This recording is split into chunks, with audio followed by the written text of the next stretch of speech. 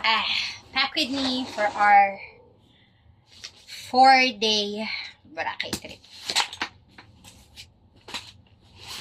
Nandito na. Kata ko sa inyo yung mga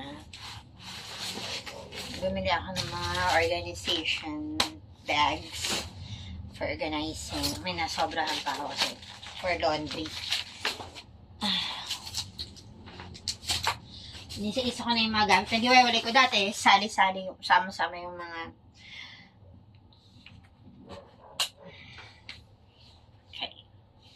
dati sama-sama yung mga gamit namin. Ngayon ang ginawa ko, pinaghiwa-hiwalay ko na para may kanya-kanya na lang kaming bag. Okay. So, eto kay Emma. Dalawang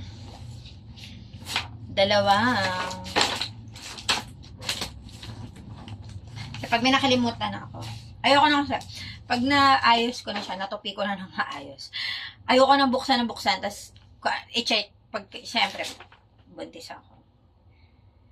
Ayoko nang bubuksan ulit, tas do-double check ko, ano nga ba yung mga na-impake ko kasi nga pregnancy brain. So, ang ginawa ko, anong laman nito, sinulat ko na dito. So, eto kay Emma lahat to. So, sinulat ko na dito kung anong mga laman nito nasa loob.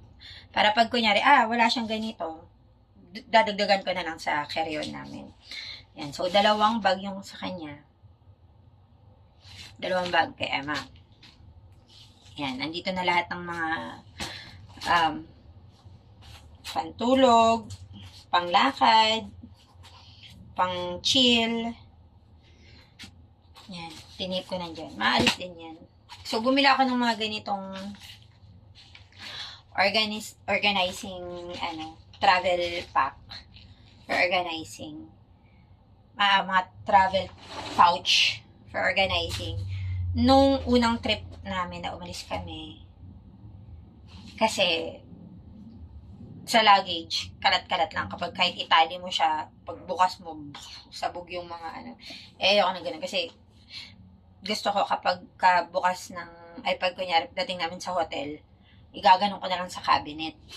Kahit pa 1 day or 3 days, gusto ko naka-organize sa cabinet at i-hanger yung iba. Pero kung 1 day lang, kahit nakikita ko yung mga damit na maayos, hindi katulad ng pag, kunyari, binuksan mo, halo-halo yung mga damit ni ganito, ni ganyan. Kaya gusto ko, hanggat maaari, naka-pouch yung gamit ko, gamit ni Daddy, gamit ni Emma, para pag nilalagay sa cabinet sa hotel, okay, Daddy, kay Emma, sa akin, di ba? Ito naman, ito na sa akin lahat na to. Yung iba kasi syempre nasa mga maliliit na pouch, yung mga toiletries, tapos may carry-on pa ako.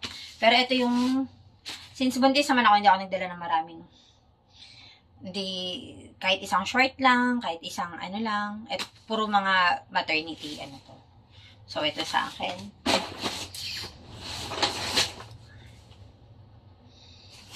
Yan, puro mga halos dress. Yan, tsaka shawl. Isang shawl lang. Kasi, hindi naman tayo aura-aura doon dahil, si Daddy, nung unang nag-book kami, yun talaga yung gusto ko. Siyempre, magliwaliw. Pero, I'm on my 7th month. Dali na ako mapagod. At ayoko kasi nga, high risk ako.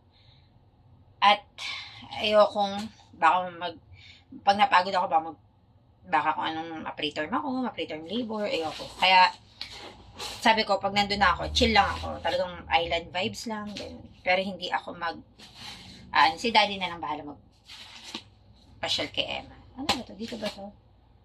Dito to sa akin. Tapos, ito.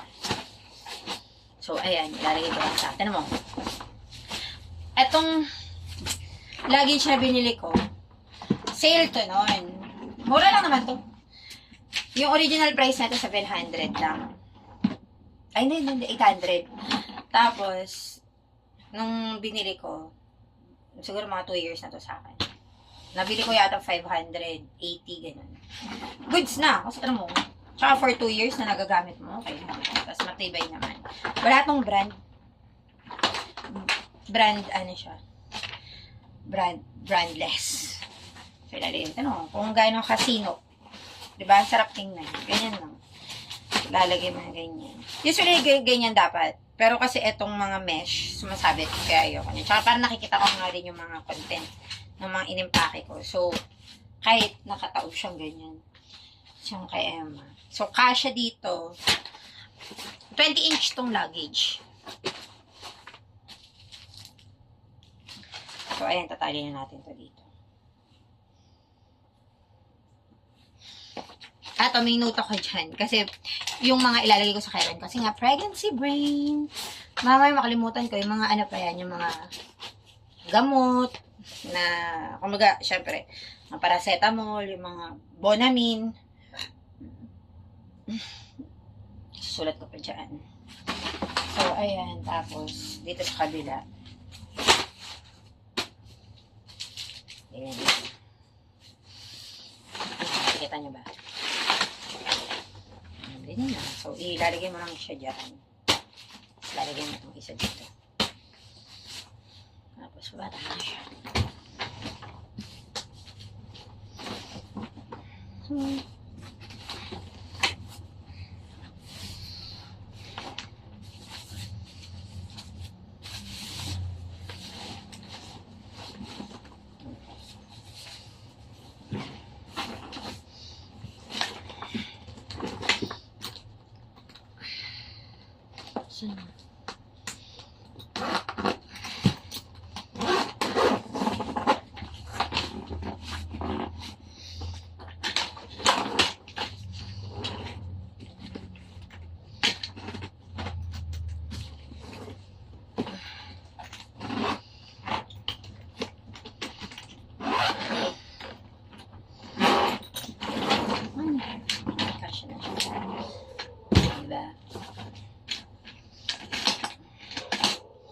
Tapos, ito yung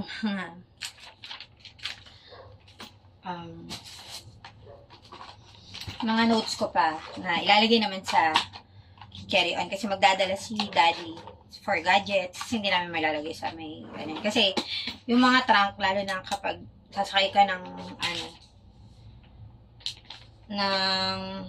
ng bangka or ng i-check-in baggage mo, inahagis-hagis.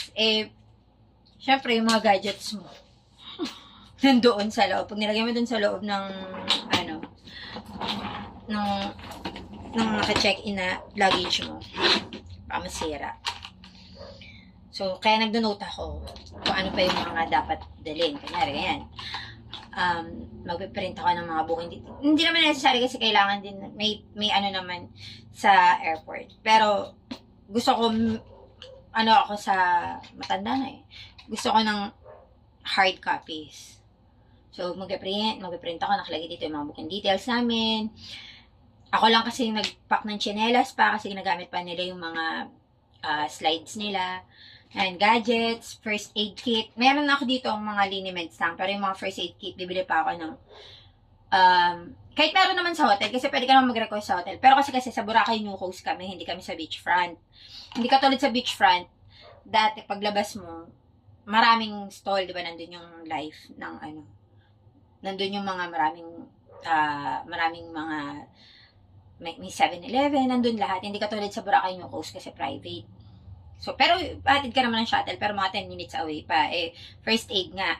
Kahit sabihin natin meron sa hotel, gusto ko, ayoko na magtawag kasi minsan pag kahit tumawag ka ng sa operator or sa room service, it will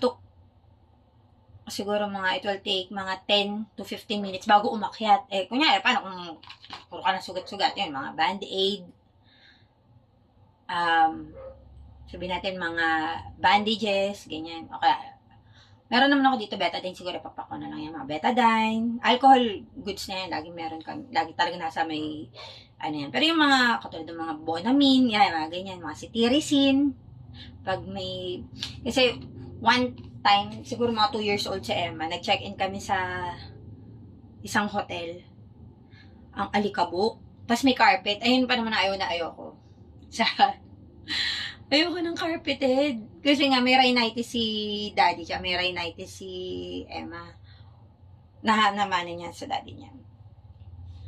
naku, Diyos ko, bahing ng bahing. Pero, parang ano na ako talaga, nang pag aalis kami, lagi ako may dala. Si Aisel nagturo nun, lagi ako may dala ng Biogesic, ganyan. Maganda kung hindi mo magagamit, pero mas maganda na rin kung may dala ka. So, ayun, buti may dala kaming si Teresa na. Kasi bahing siya. Pagpasok pa lang namin, alam ko na, sabi ko, ayaw na ayaw kasi kapag pag yung hotel, may, alam niyo yung dust, anong tawag doon? Dust ruffles. Yung, di ba yung bed, tapos may parang kortina siya na hindi mo makikita yung ilalim ng parang may kortina na, yun yung pinaka-cover ng bed. Tapos, so, naka-raffle siya. Ayaw na ko nun. Kasi, alam mo na hindi nabavacuum yung ilalim. Kaya, alam ko na, sabi ko, naku, aatakihin tong dalawang to. Ayun na nga. Inatake na nga. Buti may dala akong alerta kay Emma nun. Alerkid. Tapos, ayun, hindi maganda experience namin doon. Pero at least, di ba, yun yung kagandahan din ng kagandahan ng may first aid kit ka. Yan, IDs, tsaka yan, mga extra underwear. Kahit may nag-pack na ako ng mga underwear, naglagay pa rin ako mga extra. So, ito yung first, dalawang luggage lang dadali namin. Tapos, tag-isa silang dalawa ng carry-on. Pero yung carry-on naman ni ano lang yun, kaya nga, ito lang siguro mga first aid. Tapos, itong second luggage. Ito kasi, si Emma, nagkaroon na siya ng period. So, just in case, yung schedule naman ng period niya, hindi tugma naman din dun sa schedule na. Pero nandun yung window. Kasi 11 siya before, tapos nagkaroon siya ng 17, ang lakad namin 18. So, ina-anticipate ko na baka ma-delay na naman ng 1 week. Yung katulad nung etong nakaraan. 11 siya nagkaroon, tapos yung second month niya, 18 naman siya nagkaroon. So, ina-anticipate ko kung hindi, sana, hanggat maaari, sana 11 siya magkaroon para mawala ni mga symptoms. Kasi, syempre, bata pa, may masakit-sakit yung mga buto-buto. So, just in case, magkaroon o wala, or may dala na ako menstrual pad, tsaka adult diaper. Kasi, malakas yung niya, hindi ako nagdala ng napkin kasi nung tinry ko yung first time niya, nagtry kami mag-napkin. Hindi pa siya marunong. So, syempre naalalayan ko, pero baby pa rin. So, sabi ko, sige mag-ano ka muna, hanggat hindi ka pa, katulad namin kasi, mga 10 years na kami, nagkaroon kami, ako 12 na ako nung nagkaroon ako, bago ako mag-13 ako nagkaroon. So, just, since baby pa, may leniency pa tayo na, sige kasi, second time pa lang yan yung nakaraan, so, diaper ko muna, tsaka, yung diaper ng adult, tapos may menstrual pad naman siya kapag mahina na. Una muna, menstrual, hindi pala pad, menstrual pants. To, nabibili to sa TikTok. So, pinag-menstrual pants ko muna siya kasi para hindi matagusan kapag, since kung mahina naman. Tapos, yung kalakasan, second day, third day, fourth day, pinag-adult diaper ko na siya. So, just in case, yan, meron kami. Yan lang ko siya. Tapos, eto, to? Ito. Pinahiram sa akin ni Didang pang Aura, beach bag. Hindi ko pa nalagyan ng label kasi kakapadala niya lang yan. Ito, eyelashes, falsies. Tapos, ito kasi, sa hotel, ang usually lang, body gel, shampoo, tapos yung soap, di ba, hindi naman nakakalinis yun, tsaka nakakadry. So, nagdala ako ng sarili naming toiletries, tsaka mga scrunchies, tsaka nipple tape, para kapag magbibikini, hindi na babra. Kami dalawa ni Emma, naka-silicone bra kami. Tapos, face mask, kasi pag ano kami ng itinerary namin, syempre, mga, ano doon, hindi naman flu season, pero marami pa rin kasi tao, just in case lang naman din. Pag walang naka-face mask, kasi baka ma-offend naman yung mga locals, saka yung mga foreigner. Pero just in case lang. Tapos, ito yung regalo kay Limuel. May salon pass, may liniments, plus deodorant. Dito ko na nilagay. Mga liniment. Tsaka alcohol din, tsaka salon pass. Ayan. Kasi adulting. Sa akin, hindi pwede to. Kasi, yung salon pass pwede sa akin, pero sa bandang up lang. Pero, any liquid, tas ipapahid sa katawan, hindi ako pwede. Kahit nga shampoo pang bata yung ano ko Pero, siguro ako, yung sa sabon, kasi meron si Emma, maybe nila ako kay Emma na Baby Flow na body wash. Yun nga, gamit ko yun. Pero yung mga harsh na ano, hindi nga rin ako pwede mag-keratin Siguro nagko-conditioner lang ako pag aalis lang kami. Tapos, yung shampoo ko, yung Palmolive lang yung pinaka, yung Dove hindi pwede sa, dapat nga daw Dove, pero nakita ko mas harsh yung chemical content ng Dove kaysa sa Palmolive na gawa sa Asia. So, Palmolive lang ginagamit ko. Tapos isang sachet lang na maliit na ganun. Kasi, nakakatakot din kasi syempre na may edad na tayo. Tapos, yung mga pinapasok mo sa katawan mo, baka ma-absorb kasi ng bata sa tiyan ko. So, ayun. Next naman, eto, ayan. Ito naman yung mga undies. May dito yung bra ni Emma. Tapos, mga cycling shorts. Tapos, undies ko. Ayan. Andito. Tapos, ito lahat kay Daddy. Maternity undies ko yan. Tapos, ito lahat na. Ito na yung kay Daddy lahat. Siguro mga, nagkasya siguro dito mga 8 na t-shirts. 4 na shorts. Ayan. May 2, tara mo. 4 na shorts. Tapos, 1, 2, 3, 4, 5, 6, 7, 8. 8 na t-shirts kasha, diba? Galing. Ayan. Tapos, hindi ko pa pala mapakita yung luggage. Tapos, floaters. Kasi dun sa may hotel, pag ayaw namin mag-beach. Pero may private beach naman ng hotel. Mga 5 minutes away. Walk. Maganda din. Sa beachfront nga lang, maganda yung, mas white yung sand. Pero, maganda rin sa Boracay yung coast yung. Nakita ko rin naman, may white sand din naman doon. Tsaka pump. Itong luggage na to, pakita ko sa inyo. Itong luggage na to,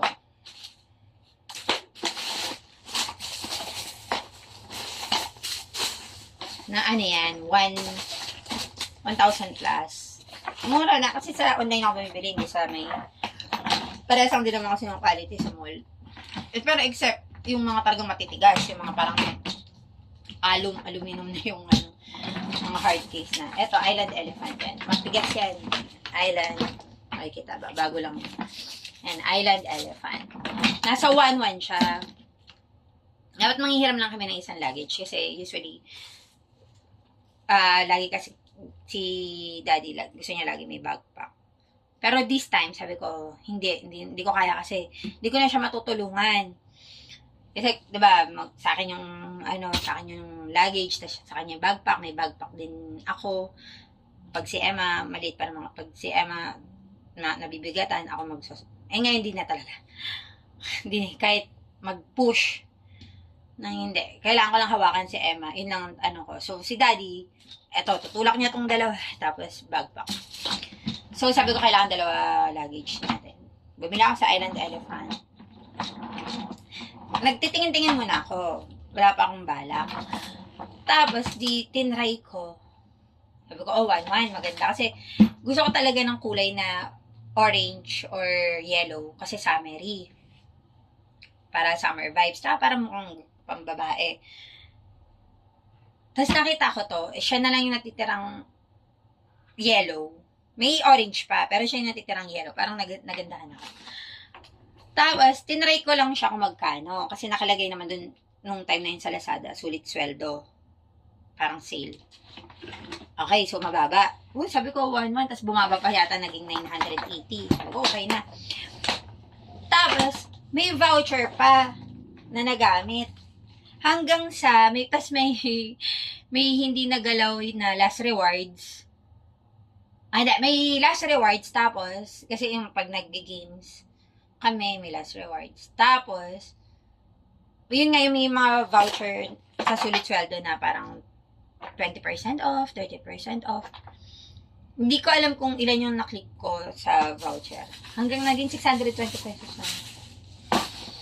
Tapos nagulat ako. Tapos, wala nga akong balak. Tapos, ayun, chinek out ko na. Nagsabi ako, dali. Gulat din kami ni mama eh. Mama, yung mother-in-law ko. Gulat din siya kasi, nagtitingin lang naman ako. Pero, hindi, malayo pa kasi naman yung, mga 2 weeks pa naman kami before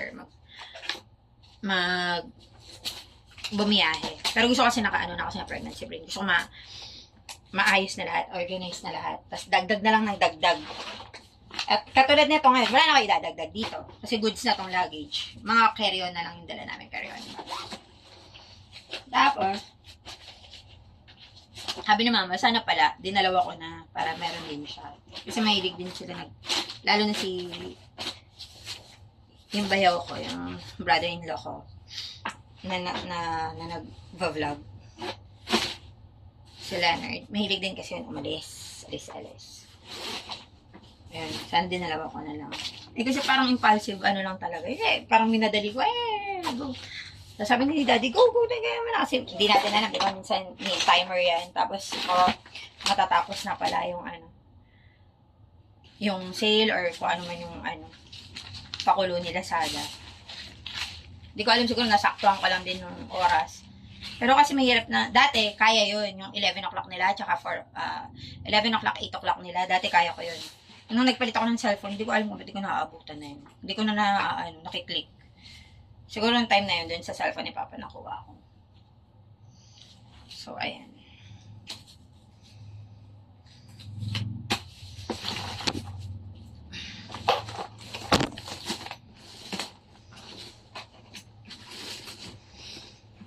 Wala pa akong makeup niyan. Siguro rin lang akong makeup. Filter ko na. Gamitin ko na lang yung filter. In fairness naman sa hotel na pag-i-stayan kasi, sister company ng company ng asawa ko. Kaya, asikaso kami. Perks. Ayan.